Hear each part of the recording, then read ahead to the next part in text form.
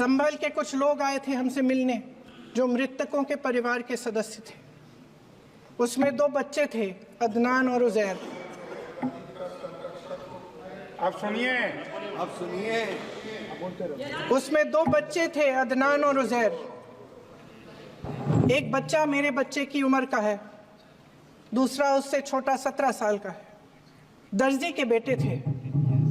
दर्जी का एक ही सपना था कि वो अपने बेटों को पढ़ाएगा लिखाएगा, एक बेटा डॉक्टर बनेगा, एक बेटा भी सफल होगा दूसरा बेटा भी अपने जीवन में सफल होगा। उनके पिताजी हर रोज उनको स्कूल छोड़ते थे। उस दिन भी स्कूल छोड़ने के बाद अपनी दुकान में चले गए। उन्हें पता नहीं था कि विवाद हो रहा है। उन्होंने भीड़ देखी, घर आने की कोशिश की तो पुलिस ने गोली से मार डाला। वो 17 साल का बच्चा अदनान मुझसे कहता है,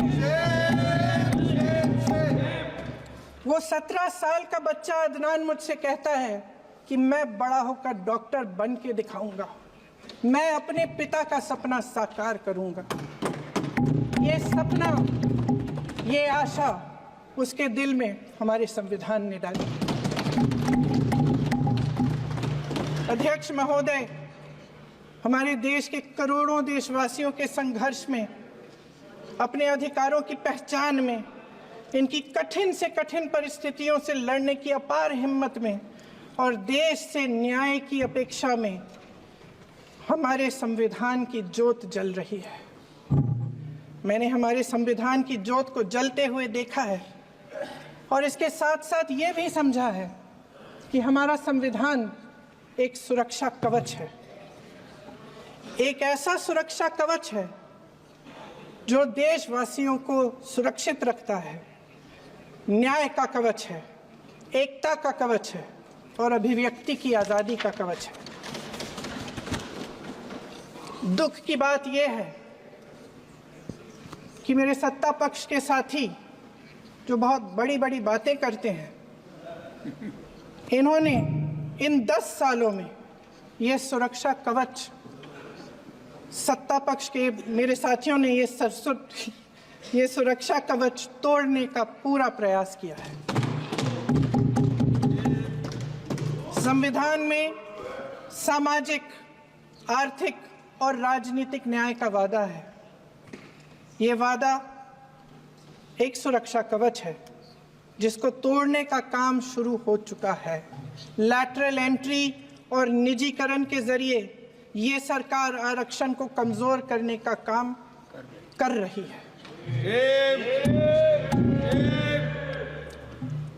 अगर लोकसभा में ये नतीजे नहीं आए होते तो ये संविधान बदलने का काम भी शुरू कर लेते।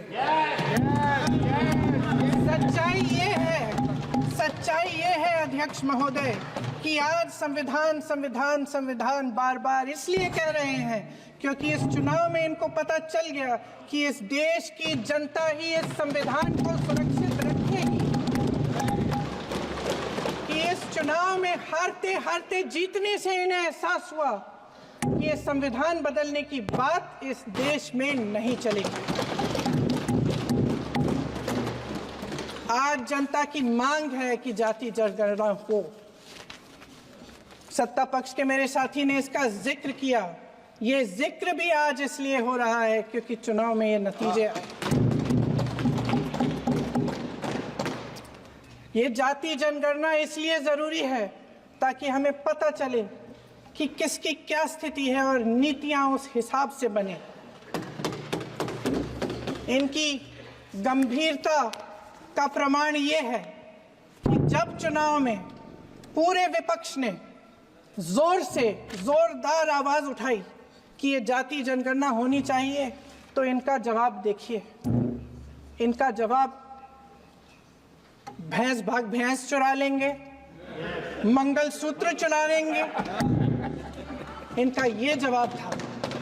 ये गंभीरता है इनकी जाति जनगणना पर।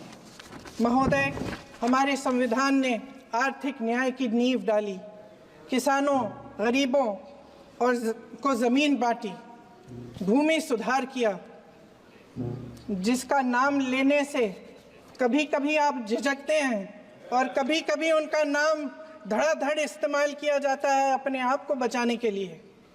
उन्होंने HAL, BHEL, SAIL, GAIL, ONGC, NTPC, railways, IIT, IIM, oil refineries, तमाम PSU बनाए। अध्यक्ष महोदय, उनका नाम पुस्तकों से मिटाया जा सकता है, उनका नाम भाषणों से मिटाया जा सकता है, लेकिन जो उनकी भूमिका रही इस देश की आज़ादी के लिए और इस देश के निर्माण के लिए, वो इस देश में से कभी मिटाया नहीं जा सकता। 75 सालों में जनता का भरोसा रहा कि नीतियां बनेंगी तो जनता की भलाई के लिए बनेंगी। जल जंगल जमीन का अधिकार मिला आदिवासी भाई बहनों को। इंदिरा जी ने बैंकों का राष्ट्रीयकरण करवाया, खदानों का राष्ट्रीयकरण कराया। कांग्रेस और यूपीए की सरकारों में शिक्षा का, भोजन का अधिकार मिला। 75 सालों में जनता का भरोसा मिला। पहले संसद चलती थी तो जनता की उम्मीद होती थी कि सरकार महंगाई और बेरोजगारी पर चर्चा करेगी, कोई उपाय निकालेगी, कोई रास्ता निकालेगी। लोग मानते थे कि अगर कोई नई आर्थिक नीति बनेगी तो देश की अर्थव्यवस्था को मजबूत बनाने के लिए बनेगी, तो भारतीय बाजार को मजबूत बनाने के लिए बनेगी, उनके भविष्य को मजबूत बनाने के लिए बनेगी। किसान और आदिवासी भाई बहन भरोसा करते थे कि यदि जमीन के कानून में संशोधन होगा तो उन्हीं की भलाई के लिए होगा। आप नारी शक्ति की बात करते हैं।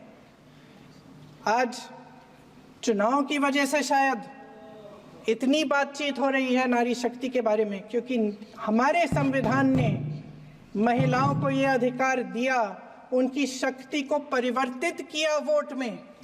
और आज आपको पहचानना पड़ रहा है कि महिलाओं के बिना, कि नारी शक्ति के बिना ये सरकारें नहीं बन सकती हैं। इसीलिए आज आप नारी शक्ति की बातें दोहरा रहे हैं। जो आप नारी शक्ति का अधिनियम लाए हैं उसको लागू क्यों नहीं करते? वो 10 साल बाद लागू क्यों होगा? क्या आज की नारी 10 साल इंतजार करेगी उसके लागू करने के लिए? क्या बात है, क्या बात है।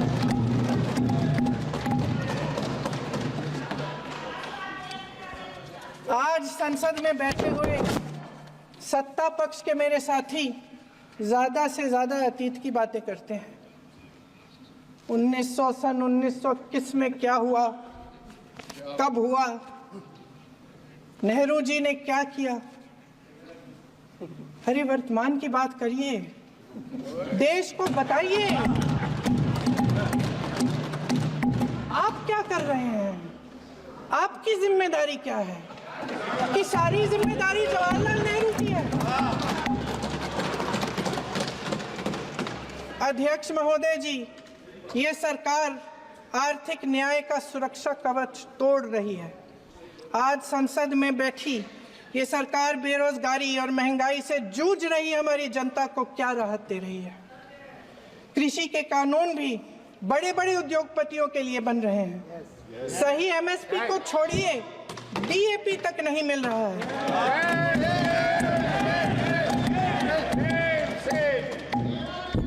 वायनाड से लेकर ललितपुर तक इस देश का किसान रो रहा है। आपदा आती है तो उसको कोई राहत नहीं मिलती। भगवान भरोसे है आज इस देश का किसान, उसको छोड़ दिया गया है। आज हिमाचल में देखिए, जितने भी कानून बने हैं वो सब बड़े बड़े उद्योगपतियों के लिए बन रहे हैं। हिमाचल में जो सेब उगता था उसके जो छोटे छोटे किसान हैं वह रो रहे हैं, क्योंकि एक व्यक्ति के लिए सब कुछ बदला जा रहा है। सुनने की हिम्मत रखो।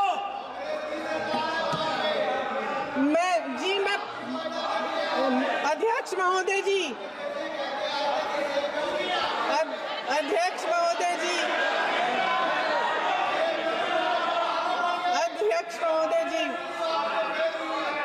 अध्यक्ष महोदय जी, अडानी जी को सारे कोल्ड स्टोरेज प्रदेश की सरकार ने नहीं दिए। अडानी जी को सारे कोल्ड स्टोरेज आपकी सरकार ने दिए हैं। देश देख रहा है,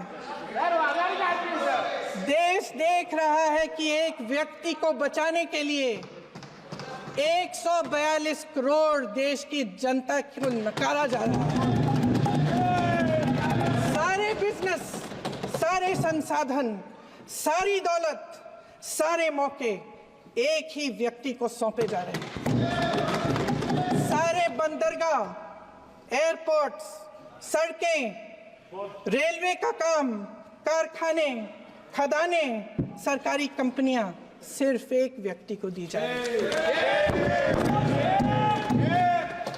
जनता के मन में हमेशा ये विश्वास होता था कि अगर कुछ नहीं है तो संविधान हमारी सुरक्षा करेगा, मगर आज आम लोगों के बीच ये धारणा बनती चली जा रही है कि सरकार सिर्फ अडानी जी के मुनाफे के लिए चल रही है। देश में बहुत तेजी से गैर बराबरी बढ़ रही है। जो गरीब है वो और गरीब हो रहा है, जो अमीर है वो और अमीर हो रहा है। इस सरकार ने आर्थिक न्याय की भी सुरक्षा कवच तोड़ दिया है। राजनीतिक न्याय की जब बात होती है, मेरे सत्ता पक्ष के साथी आज खड़े हुए और तमाम गिनती करने लग गए कि ऐसा हुआ वैसा हुआ 1975 में जो हुआ, तो सीख लीजिए ना, आप भी सीख लीजिए। आप भी अपनी गलतियों के लिए माफी मांग लीजिए। आप भी बैलेट पे चुनाव कर लीजिए, आप भी बैलेट पे चुनाव कर लीजिए। दूध का दूध, पानी का पानी हो जाएगा। आप राजनीतिक न्याय की बात करते हैं, सरकारों को पैसों के बल पर गिरा देते हैं।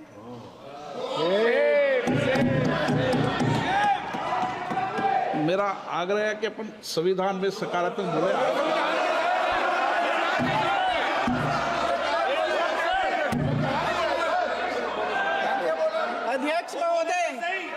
अध्यक्ष महोदय, सत्ता पक्ष के हमारे साथी ने एक उदाहरण दिया उत्तर प्रदेश की सरकार का, तो मैं भी एक उदाहरण दे देती हूँ महाराष्ट्र की सरकार का। मैं भी एक उदाहरण दे देती हूँ हिमाचल की सरकार को तोड़ने की कोशिश किसने की, पैसों के बल पे की, गोवा की सरकार। तमाम उदाहरण है। राजस्थान की क्या ये सरकारें जनता ने नहीं चुनी थी? क्या संविधान इन पर लागू नहीं था? पूरी देश की जनता जानती है कि इनका हंसती है, जानती है कि इनके यहाँ तो वॉशिंग मशीन है।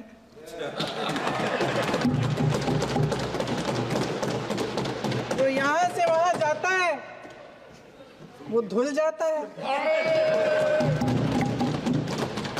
इस तरफ दाग, उस तरफ स्वच्छता।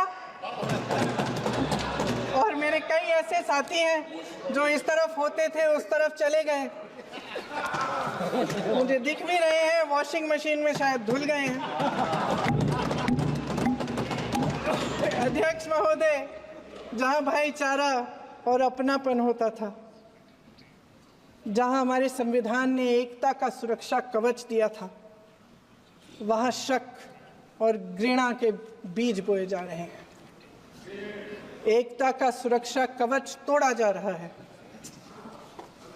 प्रधानमंत्री जी यहाँ सदन में संविधान की किताब को यूं माथे से लगाते हैं, लेकिन संभल में, हाथरस में, मणिपुर में जब न्याय की गुहार आती है, उठती है, तो उनके माथे पे शिकन तक नहीं आता।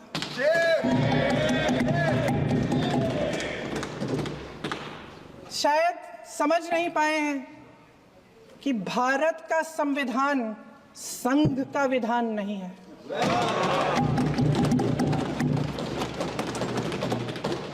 भारत के संविधान ने हमें एकता दी, हमें आपसी प्रेम दिया। उस मोहब्बत की दुकान जिस पर आपको हंसी आती है, उसके साथ करोड़ों देशवासी चले। करोड़ों देशवासियों के दिल में एक दूसरे के लिए प्रेम है, घृणा नहीं है।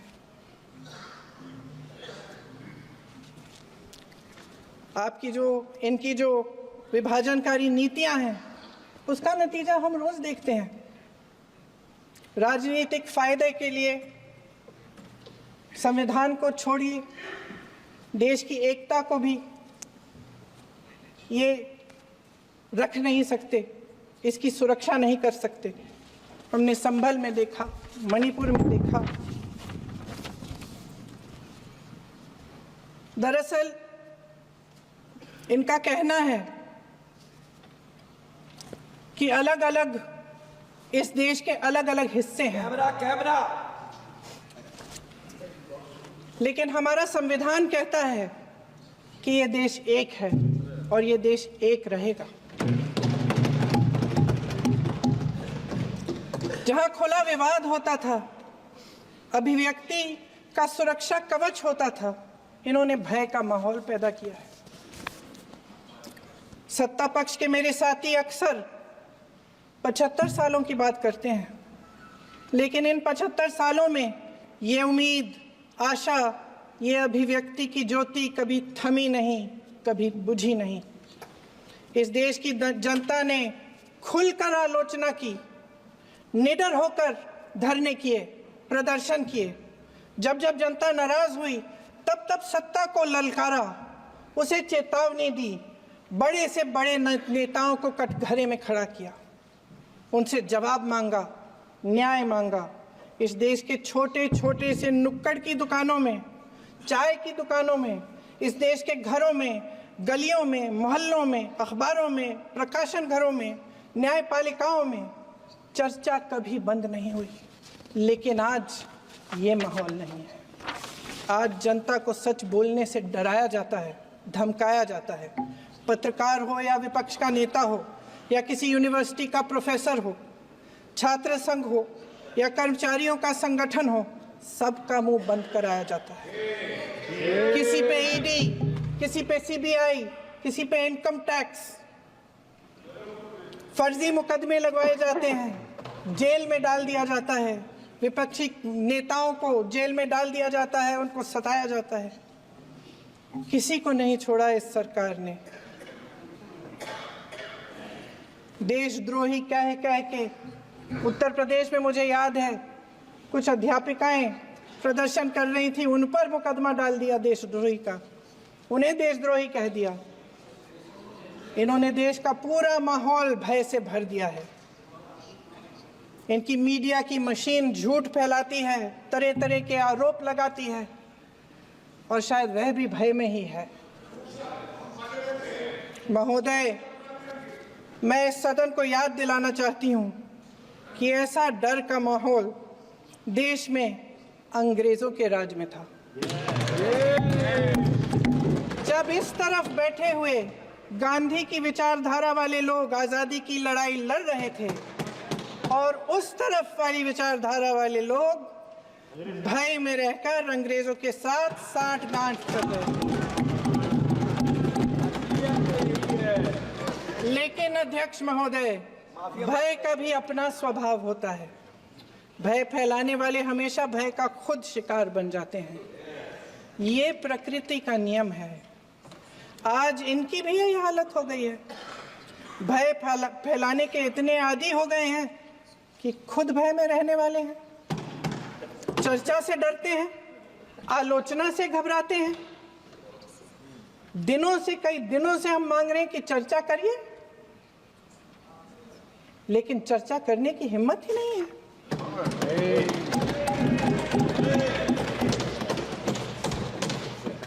एक कहानी होती थी अध्यक्ष महोदय, शायद बचपन में आपने भी सुनी होगी।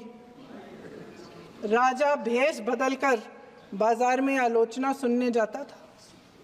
ये सुनने जाता था कि प्रजा मेरे बारे में क्या कह रही है, मैं सही रास्ते पे चल रहा हूं कि नहीं।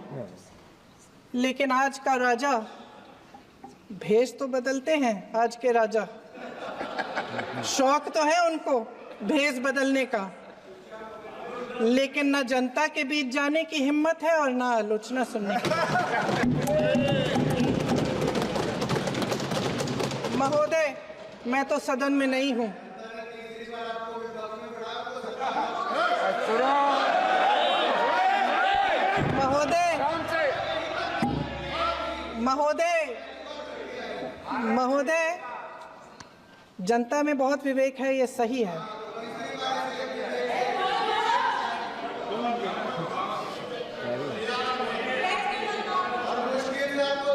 अच्छा महोदय, मैं सदन में नहीं हूं, मैं सदन में नहीं हूं।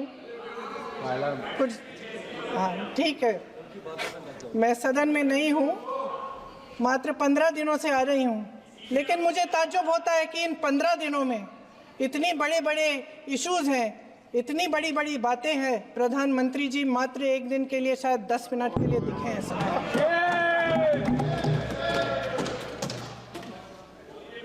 बात यह है अध्यक्ष महोदय जी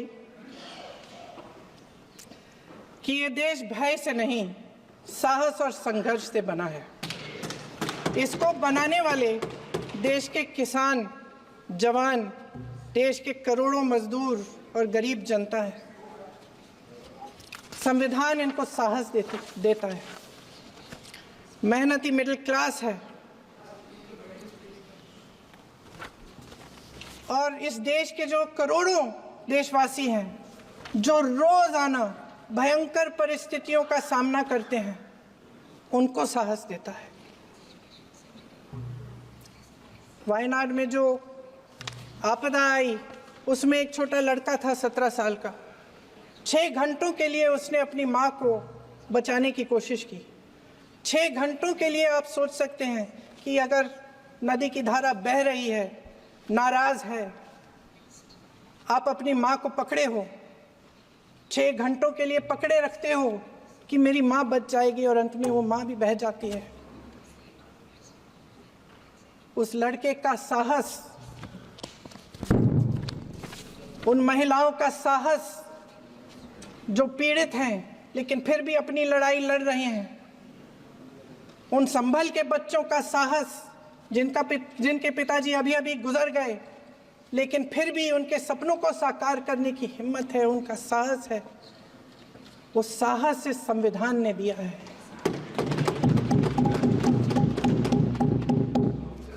वो आत्मविश्वास इस संविधान ने दिया है। ये देश भय से नहीं चल सकता, ये देश साहस से ही चलेगा। भय की भी सीमा होती है और जब वो सीमा पार हो जाती है, जब किसी को इतना दबाया जाता है कि उसको लगने लगता है कि अब मेरे पास खोने के लिए कुछ नहीं है, तब उसमें एक ऐसी शक्ति पैदा होती है जिसके सामने कोई कायर खड़ा नहीं हो सकता। ये देश कायरों के हाथों में ज्यादा देर तक कभी नहीं रहा है। ये देश उठेगा, ये देश लड़ेगा, सत्य मांगेगा, सत्यमेव जयते। जय हिंद। अगर आप ये वीडियो YouTube पर देख रहे हैं तो हमारे चैनल को सब्सक्राइब कर बेल आइकन दबाएं और Facebook पर देख रहे हैं तो हमारे पेज को लाइक करें। 8 मिलियन प्लस सब्सक्राइबर, आपके इस भरोसे के लिए बहुत धन्यवाद।